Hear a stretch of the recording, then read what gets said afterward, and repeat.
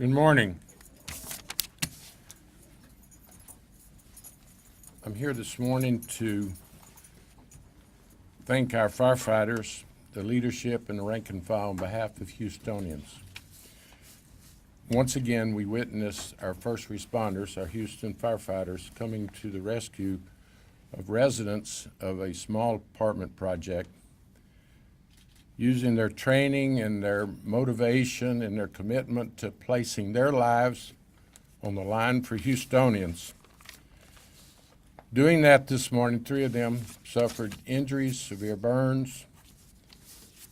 They were blocked inside an apartment project with a heavy door blocking their exit. They issued a mayday, which means we have firefighters' lives being risked. I want to thank the 3 injured firefighters who I visited with and their families. This is why Houstonians appreciate, respect, and love their firefighters. At 5:45, while most of us were getting ready for work and school, we had men and women placing their lives at risk. We're very fortunate that they were rescued and have the best care in America here at Memorial Hermann. Captain Escamilla, who I visited with, has very painful burns, and I'll let medical providers, professionals, and the chief and Marty describe the extent of their injuries, but I can, as a layman and as a mayor, tell you it was severe, very painful. Their equipment melted. Their air packs melted on their backs. Their helmets were melted. They were very close to losing their lives. Darren Jones, firefighter, Jonathan Guzman, firefighter Guzman, and his family appreciate Houston love and care for their firefighters. So I will let you know I could be at 100 places as the mayor of Houston. I got the urgent call that we had 3 injured firefighters, and this is where I wanted to be, and this is where I need to be. It's not only for our injured firefighters, but their colleagues. I don't think everyone appreciates the psychological damage and stress and harm it does to the colleagues, those that evacuated them, those that will go back to the station, because they look at me and say, Mayor, that could have been me. That could have been one of my other colleagues. So let's keep our fire department in our prayers. These injured firefighters and their family realize the risk they're at every day they go to work, and that's why we love our firefighters in the city of Houston. Let me yield to Chief Munoz, who can give you additional details. Thank you, Mayor. Today was a reminder of what we do each and every day. Our men and women of this fire department, this great fire department, putting their lives on the line for each and every resident of Houston. At 5:28 a.m., HFD was dispatched to an apartment complex on Jarmese Street for an apartment fire. The first units arrived at 5:34. There were approximately 12 units in the building. The fire damaged at least 2 units. Within minutes of arriving, crews started performing what we call a primary search, and at that point there was some entrapment involved and a mayday was issued. They were pulled by their other firefighters from away from the unit. The mayday triggered a second alarm. Some units from the second alarm were disregarded before they arrived. At 5:46, 3 firefighters from Station 46 were transported priority 2 to Memorial Hermann with varying degrees of burn injuries, primarily their hands, their legs, their neck area. All 3, we did visit with them, as the mayor mentioned, were awake, alert, and oriented at the hospital. At the current time, our family support network is assisting the families with all the needs that they have, as well as the firefighters that were involved in the fire. As we stated, You know, these three brave men went in today. As the mayor mentioned, we're very blessed. But you know, upon talking to them, you know, it's obvious that Memorial Herman has done a great job of making sure they're comfortable during this time of recovery. So we want to thank them for their expertise and hospitality. At this point, I'll pass it over to Marty Langton, Union President. Thank you, Mayor. Thank you, Chief. Just from a personal perspective, this is a dangerous job. Every day that the men and women go out there, we don't know what we're going to experience. And today, we are fortunate that we do not have 3 firefighters that we are burying, but this is going to be a long recovery. And if you know anything about the fire service, it is a brotherhood and a sisterhood. And when you show up, you see all of the crews, you see all of the support, you see the mayor of the city of Houston, the fire chief leading this department, and we're all here to support those men who were injured this morning. And this is going to be a long road. Far after the cameras are gone, these families are going to have to work for this recovery. A burn is a serious injury that takes time to heal. And our focus and mission now is to support the families, is to take care of our brothers, and it is to ensure that we get them back on the line healthy, and so that we can focus on responding to the next call for the citizen that needs us. So I want to just take a moment and I want to thank Houstonians for the outpouring of support. We ask for your continued prayers. This is a long road. This process takes a while when you're dealing with these type of injuries. So keep the thoughts and prayers for the families, the crews that are here in support. And again, I want to thank Mayor Whitmire and the leadership of Chief Munoz for everything they continue to do for our brave men and women. Thank you. Sí, ahora tenemos 3 bomberos heridos, se quemaron las manos, las piernas y por ahorita la cosa que lo está yendo bien, que todos los bomberos están alertos, va a ser van a estar en el hospital por un buen tiempo, ¿no? Pero a las 5:28 de la mañana, recibimos la llamada para un fuego en un apartamento. En ese tiempo, cuando llegaron los bomberos, 3 se entraparon. Entonces, con eso quisimos que venir a Herman para que están heridos, como dijimos. Por gracias a Dios que ahorita todo se está mirando bien, pero van a estar aquí por un buen rato. Pero es lo que pasa ahora. Gracias. Any other questions? Do we know what caused the fire? Still under investigation. At the current time, we do have the arson division investigating the fire and trying to find out the root cause of what occurred.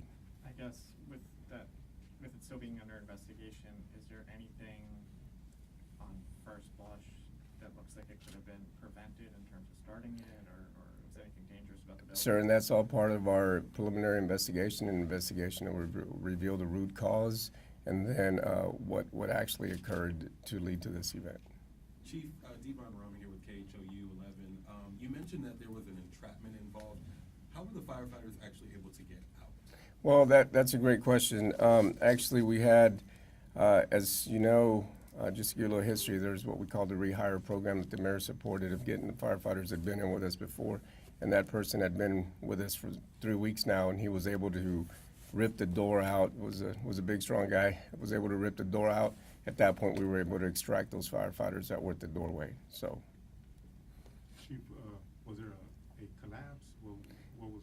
No, sir, there was no collapse involved. Like we said, it was when they made entry, the door was the heavy door closed on them, and at that point, that's when we make the extrication through that member. And they went in, you said, to search for... A primary search, correct, which is ladder 46. You said they had burns to their hands, their legs, and their neck. Mhm. And could you kind of talk about, you said their equipment burned, it melted off. So yes, ma'am, the equipment did burn, obviously, and it's what's called the flashover. It gets so hot in there that everything pretty much explodes over in there. But their equipment did the job that it was supposed to do. One of the key things that we continuously do is invest in our equipment through the support of the administration, and that was the key part. But their equipment was compromised and burned. You Captain Eskima, Darian Jones, and Jonathan Guzman. Correct. Kind of tell us how long they've been with HFD? We'll get those in for facts for you, ma'am, but we'll get those. But yeah, it's been, the crew's been together for a while now.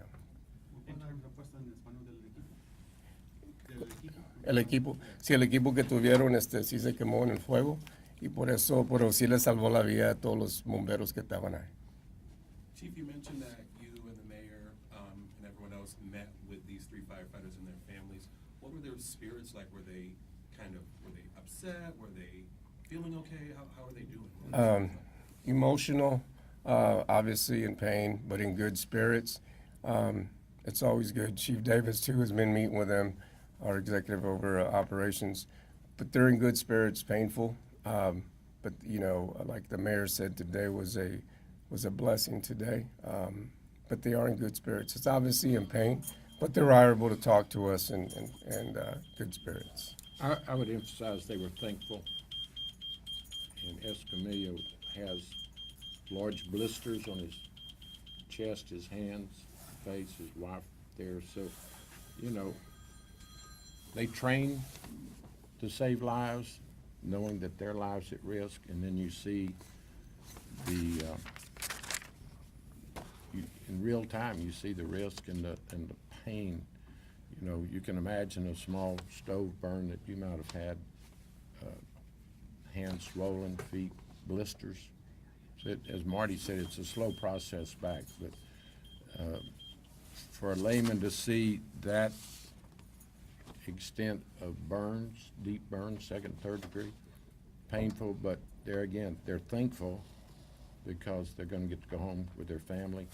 I actually told them when they go back to the station, we'll stay in contact and we'll have a cup of coffee because it is a blessing and but for the quick response and training of other firefighters, the gentleman that has just returned to the department,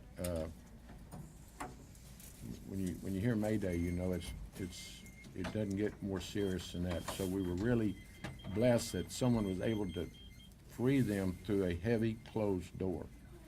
So, Was anyway. it 3rd-degree burns? Are among the We had 2nd and 3rd varying in different parts of the body. Some had 2nd, some had 3rd. So, but obviously that's for the medical crew to give us a real identification on that. But those are the reports that we get: 2nd and 3rd degree burns in some areas.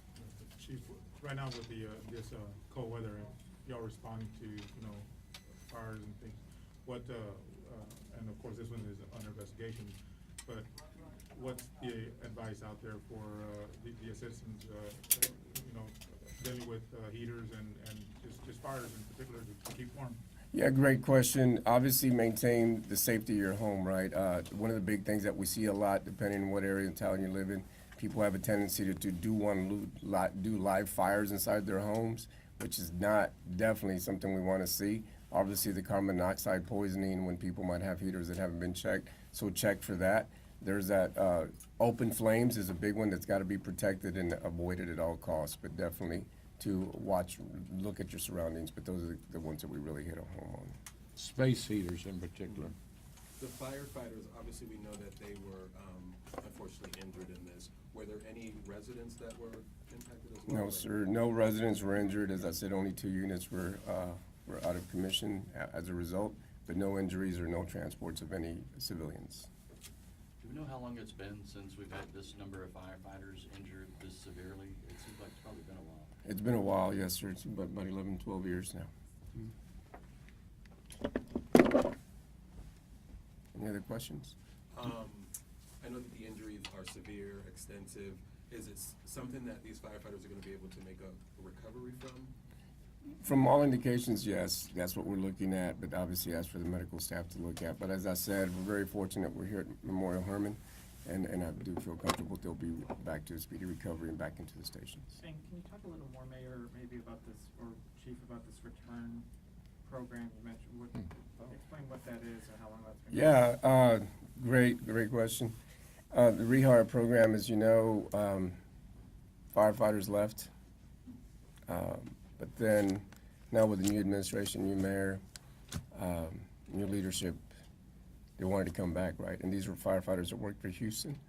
So they came back, and thanks to the union as well and some of the contracts that were worked on, they were able to come back. And just did a little bit retraining with them, but they today is the prime indicator of what that rehire program did for us, for people that are familiar with Houston Fire Department and the training that we do. So that was another blessing today. Obviously, we're understaffed, Yes.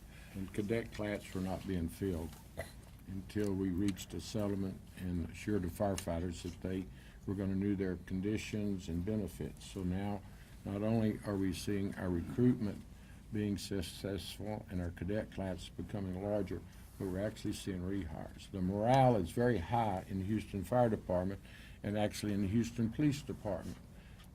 These individuals place their lives on the line each and every day.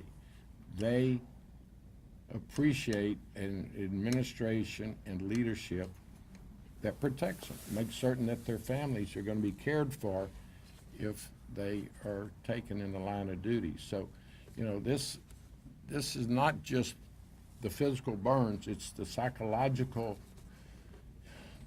support that they receive from the city of Houston, and they haven't received that in recent years. So now, that's why you see firefighters line the halls of this hospital, because they care for each other, they care about citizens. We're doing rehires. There is a quicker pathway for them to become first responders, and we saw evidence of a rehire this morning, most likely saved the lives of 3 brave firefighters. So things are working well. I think we're very fortunate today that we're not sitting here with 3 fatalities. They were moments away from losing their lives. And if you look at their burns, they will heal. But the psychological impact of not only them, their family, but their fellow firefighters is significant. And that's why I would ask all Houstonians to keep them in their prayer. And it's also why I'm here to represent the citizens of the city of Houston. People care for their firefighters and first responders. And there's some that challenge, for political reasons, the benefits of firefighters. No citizen that I'm aware of, unless you're called to be a firefighter or a police officer or EMS or other brave first responders, would run into a burning building. We all know that. There's not a person who can hear my voice that's outside the uniform of a firefighter that would run in to save lives. They were trapped, and another firefighter risked his life to save 3 colleagues. And that's why we're here thanking the department and the rank and file for what they do each and every day. And the leadership has the morale at an all-time high. We have more work to do. They need additional resources. We need additional equipment, and we are addressing that on a daily basis. I'm gonna put, even though the mayor's standing here, and give some credit. You all have stood here in the previous administration for 8 years, watched 600 plus firefighters leave this department because of the morale, because of the leadership that we had previously. But because of Mayor Whitmire, his leadership, and Chief Munoz, and the contract that we were able to secure, we were able to put language in there that sent the message to everybody that had left HFD that it's time to come back, and they did. This is a first time ever program that has never happened in the history of the Houston Fire Department, and it is because of what Mayor Whitmire and Chief Munoz have done and what we were able to put in the contract to not only save taxpayers money, but to get firefighters back on the line.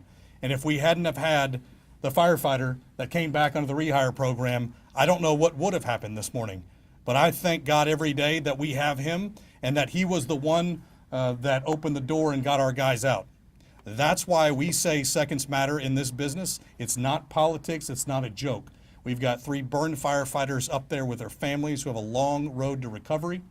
And we know that Houstonians support us. And it is the men and women that go out there every day is why we stand here in support of them, and they know that they have an administration that is doing everything possible to support them. So that credit goes to Mayor Whitmire, and that goes to Chief Munoz, thinking outside the box, saving not only taxpayers' money, but bringing back qualified firefighters and paramedics to man these trucks, because this is a dangerous, dangerous job. And it takes somebody with a servant's heart to come in and to do the job that we do every day. So thank you again, Mayor Whitmire. But his mere presence here today shows the support for Houston firefighters. And that's something that the men and women have not seen in leadership in decades. And so that means everything to the families, and it means everything to us and the rank and file. Thank you. Thank you.